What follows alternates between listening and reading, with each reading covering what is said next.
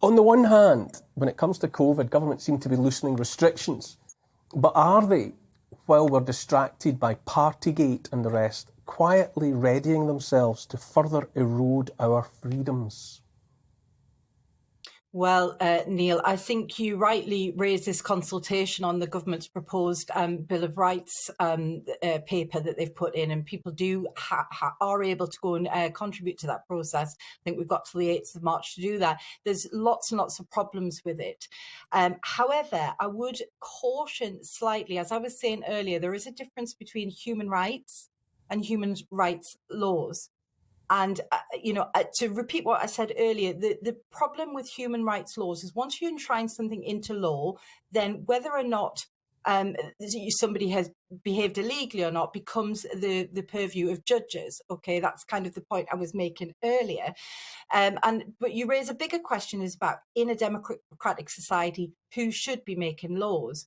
And now this proposal for a Bill of Rights does, in fact, first of all, it won't get us out of the European Convention on Human Rights, which a lot of people have found problematic because it's stymied the British judicial system, and they specifically have ruled that out as a process. That's really important for people to know about that.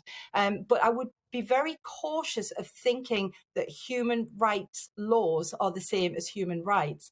And they've called this a Bill of Rights. Actually, we already have a Bill of Rights, and the Bill of Rights with the Magna Carta, the Acts of Parliament of 1911 and 1949, these were all based on exactly what you were talking about, these inalienable rights, because they were part of a public conversation. It's sort of the tail end of the Enlightenment with people like John Locke and Thomas Hobbes and all the rest of it.